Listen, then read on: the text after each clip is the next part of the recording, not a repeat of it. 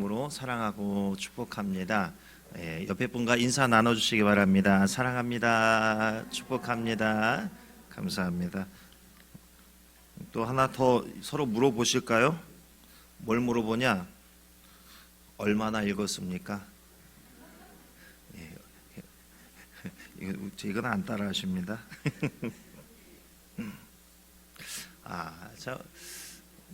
우리는요, 마음에 바라고 원하는 거, 욕심, 그런 부분들이 있습니다. 우리 삶뿐만 아니라 교회 생활도 마찬가지예요. 좀 완벽한 교회, 우리가 이상적으로 생각하는 교회, 이루고 싶고 그런 신앙생활을 하고 싶은 욕망이 있지요.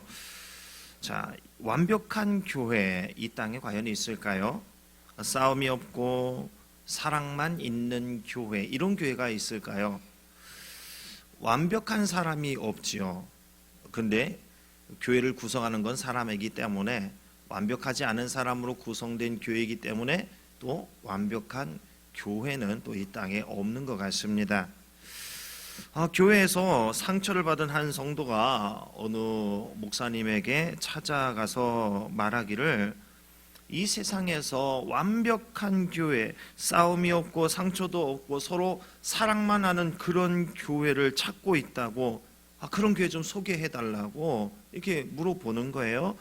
그래서 그 성도에게 대답해 주기를, 그런 교회를 발견하거든 나한테도 좀 알려주라고 얘기를 했더랍니다. 그러면서 또 하는 얘기가, 당신이 그런 교회를 발견하게 된다 할지라도 그 교회에 당신이 들어가는 순간 그 교회의 완벽함과 평화는 그 순간부터 깨지게 될 거라고, 당신이 그 교회의 일원이 되는 순간 그 교회는 분쟁이 시작되는 교회가 될 것이라고, 그렇게 얘기를 해 주더랍니다. 우리는 행복한 공동체를 소망합니다. 그런데 문제가 있지요. 내가 변할 생각은 하지 않고 남이 이루어 놓은 그 행복한 공동체에 내가 들어가기를 원하고 있는 것, 이게 문제가 되는 거예요. 성경은 우리에게 변화할 것을, 변화를 요청합니다. 자기를 비우라고, 그리고 그 비워진 공간을 성령으로 채우라고 우리에게 요청을 해요. 자기를 비우지 않으면 성령으로 채울 수가 없습니다. 성령으로 채우지 않으면 자신의 모습으로, 자기 자아로 살아가기 때문에 이게 다툼만 일어나는 거예요. 불행만 느끼게 되는 것이죠. 신앙생활의 시작은 비워냄입니다. 누구든지 나를 따라오려거든 자기를 부인하고 자기 십자가를 지고 나를 따를 것이니라. 예수님 자신을 우리가 따라오려거든 뭐 하라고요? 나 자신을 부인하라고 말씀하셨어요. 자기를 외면하는 거예요. 자기를 비워내는 거예요. 자기 거를 없애는 거예요. 예수님을 따라가려면 먼저 해야 할 것이 자기 부인입니다. 그런데 그 부인을 자신에게 적용하지 않고 남에게 적용하고 심지어는 예수님께 적용하는 것, 그런 삶을 살고 있어요. 이게 문제가 되는 거죠. 신앙은 비워내는 것이라고 했는데요, 이 비워낸다는 것은 변화입니다. 비움이라는 변화가 나에게 있어야 되는 거예요. 내게 있는 슬픔, 근심이 변하는 거예요. 기쁨과 찬송이 되는 일이 일어나는 거예요. 어떻게 이런 변화가 가능케 되는가? 이 비워낸 마음에 성령께서 채워주시면, 성령으로 채워지면 이게 가능해지는 거예요. 변화의 비결은, 비워냄의 비결은 이 성령과 관계가 있는 거예요. 내 안에서 성령이 역사하실 때에 나는 상황, 환경과 상관없이 기쁨을 누리게 됩니다. 어떤 조건과 형태와 상황에서도 기뻐할 수가 있어요. 여러분 요즘 어떻습니까? 거울 보고 자기 얼굴 쫙 보면서 이렇게 예배 드렸으면 좋겠어요. 예, 이제 말씀을 상고하고 묵상하느라고 심각한 건 참 다행이지만 그게 아니라면 이거 참 심각한 겁니다. 예, 옆에 분 봐보세요. 얼굴이 어떻습니까? 어떻게 예수님 좀 닮았습니까? 자, 나를 비워야, 나를 부인해야 그때부터 성령께서 역사하셔요. 자, 자기 비움, 자기 부인, 이게 뭘까요? 자, 예수님의 삶에서 이 모습을 찾아서 좀 다른 단어로 표현을 하자면은 무엇이냐? 낮아지는 것입니다. 예수님이 좋은 본을 보여주셨어요. 오늘 본문의 말씀이지요. 내용이 어떻습니까? 오늘 본문의 말씀의 내용이 예수님은 자신을 하나님과 동등됨을 취할 것으로 여기지 않았다. 그러니까 하나님과 동급으로 여기지 않았다. 같은 존재다. 본인 스스로 그렇게 여기지 않고 자기를 낮추셨다는 거예요. 또 자기를 어떻게 비우셨는가를 한번 보세요. 이 땅에 오실 때에 어떤 모습으로 오셨느냐? 종의 형체로 오셨어요. 신이 사람이 된 거예요. 이뿐만 아니라 자기를 낮추어서 죽기까지 했어요. 죽기까지 복종하셨어요. 바로 이 모습이 자기 비움, 자기 부인, 낮아짐, 이 모습이더라는 거죠. 자, 이게 안 되는 사람에게는요, 성령의 역사가 나타나지 않습니다. 성령께서 나와 함께 일하고 싶어 하셔요. 함께 같이 하고 싶으셔요. 근데 딱 내 곁에 와 보니까 성령께서 이 안에 들어갈 공간이 없는 거예요. 성령께서 나에게 일하실 공간이 도무지 보이지 않는 거예요. 내 생각으로 채워져 있어요. 내 계획으로 가득 차 있어요.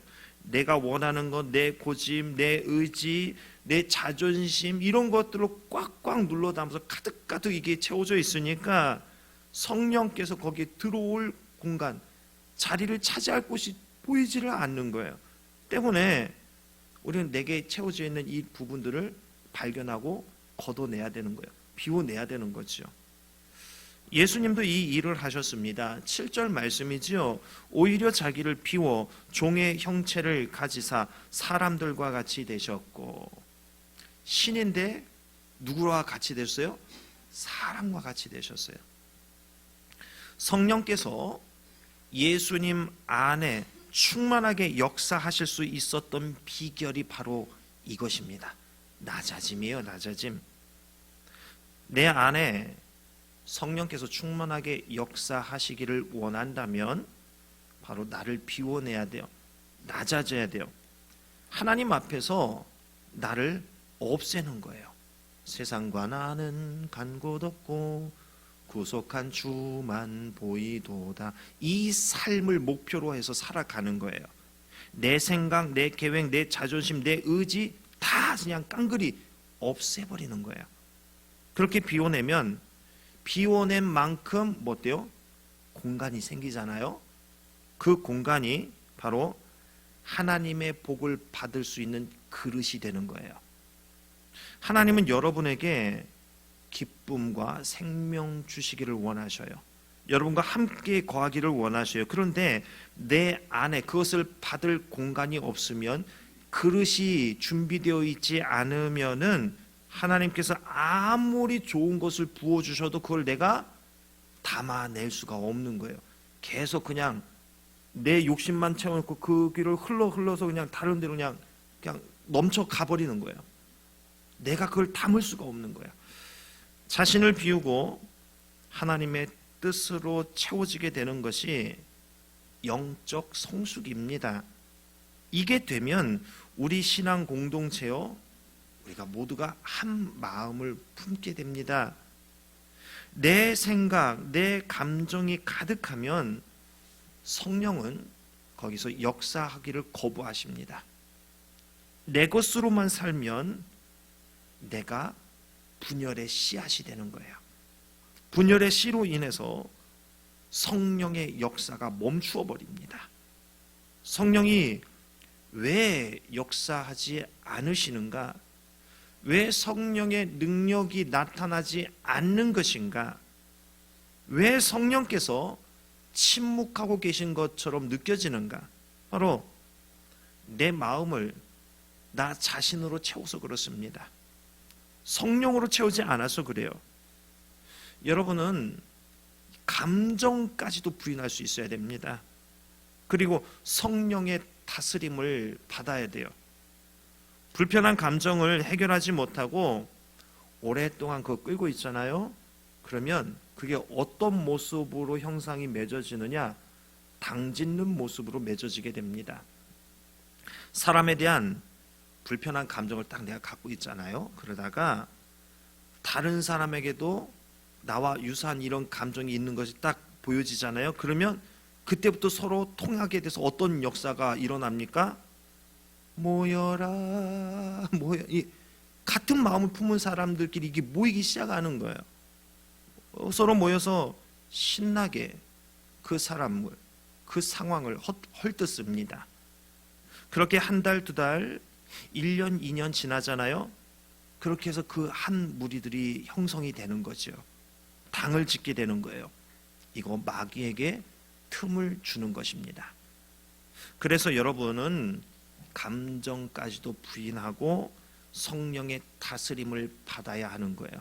안 좋은 감정, 시기하는 마음, 질투하는 마음, 미워하는 마음 올라오면은 이 감정을요 성령으로 이걸 처리할 수 있어야 돼요. 이게 안 되면은 계속 이 안 좋은 쪽으로 계속 자라나는 거예요. 죄의 삭은 결국 뭐가 돼요? 사망에 이르게 되는 것입니다. 세상처럼 이 불편한 마음을 해결하는 거 세상처럼 술 한잔하고 그냥 털어버려라 그것이 아니고요. 나와 하나님과의 이 관계 속에서 나의 이 안 좋은 마음이란 이 추악함을 발견해내는 거예요. 그러면서 이 회개를 통해서 해결해 나가는 것입니다. 하나님과 친밀해지면은요 이런 죄악된 것들 조금이라도 담아있으면 이걸 내 못 견디게 되는 거예요. 어떻게든 빨리 해결해야지 되는 거예요. 그래야 마음이 편안해지는 것이죠. 교회가 위기에 처할 때 위기 전에 분명히 있는 게 분열의 조짐입니다. 갈등, 다툼, 서로 마음이 맞지 않고 외면하는 현상이 먼저 일어나요. 그리고 불편한 마음, 원망, 섭섭한 등 관계를 불편하게 하는 것들이 존재하기 시작합니다. 그래서 분위기가 차가워지게 되고 서로 대화가 줄어들고 같이 하려고 하지 않고 그냥 혼자 하려고 하고 바로 여기에서 위기가 시작되더라는 거죠. 그럼 어떻게 해야 됩니까? 우리 서로의 관계에 있어서요 이 분열의 원인이 뭔지 알아야 되죠. 분열의 원인은요 허영심입니다. 자기 영광을 구하고 자기를 자랑하고 자기를 높이는 마음이 허영심이에요. 허영의 마음을 버려야 돼요. 그리고 겸손을 노력해야 돼요. 내가 말이야 이런 거 하지 마세요. 감히 나한테 이런 거 하지 마세요.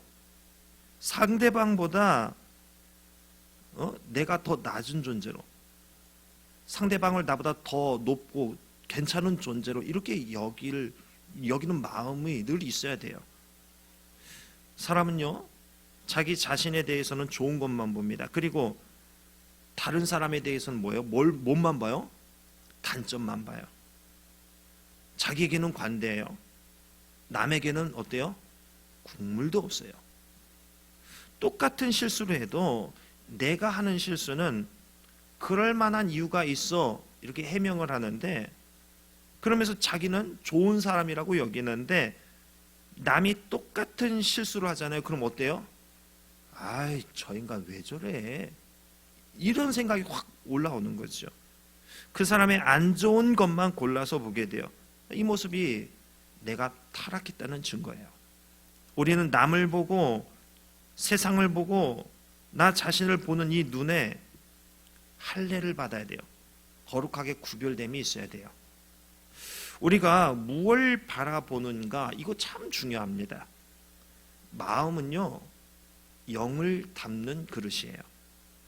우리가 돈에 마음을 두면은 돈을 갈망하게 됩니다. 돈에 집착하게 됩니다. 돈을 기뻐하는 영이 임하게 됩니다. 음란한 것에 마음을 두면은요, 음란의 영이 임하게 되는 거죠. 마찬가지로 예수님의 마음에 내 마음을 두잖아요. 예수님께 내 마음을 두잖아요. 그러면 예수의 영이신 성령께서 임하게 되는 것이요. 그래서 우리는 늘 우리 주님 예수 그리스도를 생각해야 되는 거죠. 그분의 모습을 성경을 통해서 우리가 늘 봐야 되고, 그 모습을 본받으려는 그 열심, 사모함이 있어야 되는 거죠. 하나님과 동등됨을 취할 것으로 여기지 않으신 예수님의 모습, 종의 형체로 오신 예수님의 겸손함, 자기를 낮춰 죽기까지 복종하신 순종, 바로 이런 마음을 우리가 닮아야 하는 거예요. 하나님은 때로는 우리에게 큰 실패, 큰 위기 앞에 세우십니다. 그때 우리는 나 자신이 얼마나 무기력한 존재인가를 깨닫게 되고, 자기를 의지하던 이 자아를 하나님 앞에서 비우고 완전히 엎드리면서 은혜를 구하게 됩니다. 하나님을 전적으로 의존하는 존재가 되어버려요. 그래서요, 혹시 여러분 삶 가운데 큰 실패를 경험했다든가 내 힘으로 해결할 수 없는 큰 위기 가운데 있다면, 그것은 내가 내 인생을 잘 읽을 수 있다고 하는 이 교만한 내 자아를, 나는 할 수 있다고 생각하는 이 오만한 생각을 비우도록 하는 하나님의 인도하심의 메시지라고 보면 될 것 같습니다. 그리스도인은 살아있지만, 여러분 지금 살아있지만요, 한편으로 보면은 좀 영적으로 좀 넌센스적으로 보면은요, 여러분은 매일의 삶이 길이 되어야 됩니다. 무슨 말이냐? 내 자아가 매일 죽어져야 하기 때문에 그렇습니다. 옆에 분에게 이 한마디 좀 해주세요. 옆에 분에게 보면서요, 이 한마디 뭐라느냐? 곧 돌아가시겠네요. 우리는 매일 죽어야 돼요. 자기를 부인하지 않는 사람은 교회를 다녀도요, 그게 나를 위한 교회가 되고요, 신앙생활도 나를 위한 신앙생활을 하고요, 예배를 드려도 나를 위한 예배, 그 중심이 무조건 나예요. 나를 위한 셀 모임, 나를 위한 교회 봉사, 나를 위한 헌금, 다 나를 위한 자기 중심이 돼요. 열심히 헌신하는 자신을 뿌듯해하는 자기 만족의 이 감정을, 이게 신앙이라고 착각을 하더라는 거죠. 예수님은 이 마음만 비우셨던 게 아니에요. 실제로 종의 형체가 되셨어요. 생각만 하신 게 아니라 정말 인간의 몸을 입으신 하나님으로 사셨습니다. 사람으로 사셨어요. 우리는 종의 형체를, 낮아짐을 알기만 할 것이, 생각만 할 것이 아니라 정말 그렇게 살아야 되는 거죠. 그러기 위해서는 내가 인정하기 싫고 부끄럽고 수치스러운 자리에 실제로 우리가 앉아봐야 됩니다. 그래야 자신의 진짜 모습을 보게 되고 인정하게 돼요. 거기서부터 자기 부인이 시작되는 거예요. 이 종의 형체가 돼보지 않은 사람은 신앙생활을 흉내만 낼 수밖에 없어요. 자기 부인은 이론, 머리로 하는 게 아니죠. 실제로 이거 경험하기 전에는 이거 이룰 수가 없는 거죠. 실제로 비참한 자리까지 내려가 봐야 내 자아가 얼마나 교만한지 이거 깨닫게 돼요. 그래야 하나님의 은혜가 크게 깨달아지고 은혜와 기쁨이 이게 샘솟게 되는 거죠. 우리 공동체가 존재하는 이유가 이거예요. 왜 굳이 교회라는 장소, 건물을 지정해서 서로 모여서 이렇게 서로 지지고 볶고 이러느냐? 늘 행복하고 천국 같은 마음을 갈망하지만 모이면 아이고 저 화상 이러면서 왜 우리가 계속 모이느냐? 그것을 통해서요, 내 자아가 드러나는 거예요. 여러분, 좀 안 좋고 얄미운 사람이 옆에 있어 봐요. 그러면 내 마음이 어때요? 뭐 시궁창 막 이게 휘져서 막, 예? 뭐 김치 쪼가리 깍두기 올라오고 밥알 올라오고 뭐 그런 시궁창 물처럼 이게 내 안에 이게 올라오잖아요.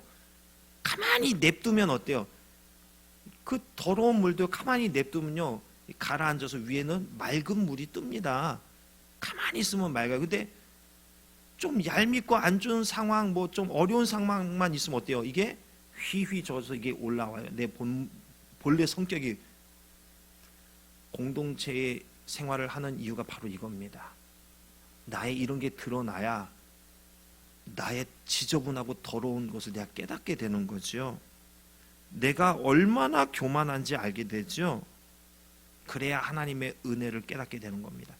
은혜를 필요로 하고 갈망하게 되고 거룩한 삶에 대한 동경과 소망과 사모함이 생기게 되는 거죠. 처음에 우리 어때요? 좀 왔어요. 새가족으로. 여러분 여기 처음부터 여기 있던 건 아니잖아요. 새가족이었던 때가 있고 어렸을 때가 있잖아요. 서로를 잘 몰랐던 그때가 있잖아요. 처음에는 서로가 어떤 사람인지 몰라요. 그런데 함께 한 달, 두 달, 1년, 2년 같이 있다 보니까 어때요? 그 사람의 실체가 드러나서 알게 되잖아요. 근데 우리는 나는 잘 숨겨놓은 것 같아요. 아니에요. 내 자아도 이미 다 까발려서 다 알고 있어요. 거룩한 척해도 내 있는 이거 쓴 뿌리 다 알고 있어요.